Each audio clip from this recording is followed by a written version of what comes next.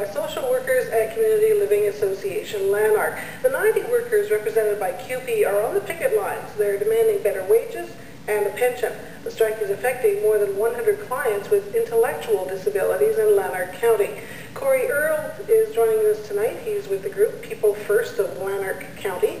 Kory, your group, I gather, really wants to be a voice for those who can't speak up. Is that right? Yes, that's correct. People First of Lanark County is a self-advocacy group for people with intellectual disabilities, which we certainly have been the voice across Lanark County during the strike. Now, you're worried about how the strike is affecting those in the group homes. How do you think it's affecting them? Well, I have had the honor and privilege of touring the last 4 group homes in the county. And I've seen and I've witnessed some of the people in these group homes who have stated very clearly that they're concerned about people picking in front of their homes. Waiting 5 to 10 minutes before they're allowed to go anywhere is something that they're not used to. They feel that they're being hostage in their own homes. And really, this, is quite emotionally upsetting for them, isn't it? It is. Again, some of these people don't have a voice in the home. Some people have sign languages that are not able to express it, but express it in different ways. I seen one resident just recently, and he indicated, "Are they out there? Are they out there?" To me, that's an expression that they have concerns. And when they indicate, "Are they out there? Are they out there?" It's also a privacy issue. That their homes that used to be their homes is now the community is quite aware where the group homes are in the county. So is it an issue that you want them to stop picketing? It is. People First of Lanark County understands the whole point of the whole strike issue, but again, we're the voice indicating to both parties that you need to step up and you need to agree to a protocol that ends the picketing in front of people's homes. These are people's homes. People First will continue to advocate for human rights and ask that they respect their dignity. So perhaps instead, maybe they could picket outside ministry offices or something like that? Absolutely. Picket in front of association offices. Picket in front of the government building. At the end of the day, the government is actually the one that gives the money to social services. That has happened only once during this 38-day strike.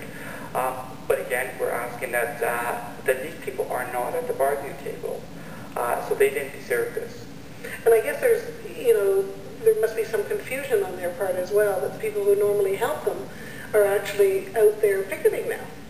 They are. A lot of people are, and a lot of people who are out, these are social workers that have helped them throughout the years, are a lot more confused, especially when they see their worker on the other side of the fence. In regards to them upset, of course they're upset because they see the workers, but again, they've also seen the workers do stuff that hasn't been usual. Okay, and so what are you asking, therefore, of the two sides of this? What we're asking for simply both parties to stand up and be an advocate and say, well, no, these people with disabilities in these homes did not deserve this. That's endless, and that's how the protocol where it can work for these people. Because at the end of the day, their privacy and their safety should be a concerned issue to all parties.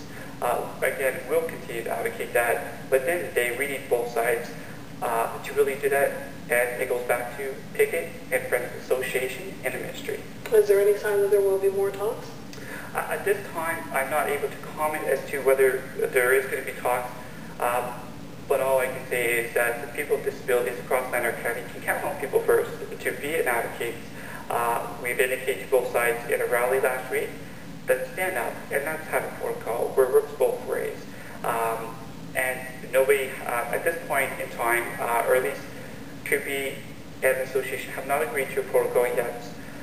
So we're hoping in the coming week that we can see some change. And ultimately, obviously, an end to the strike. An end to the strike would be excellent. Again, we're encouraging both parties to come up with a settlement that works for both sides. Because people with disabilities do have to go back to these workers when the strike is over. All right, Kory, thanks so much. Well, thanks, Leigh, for having us.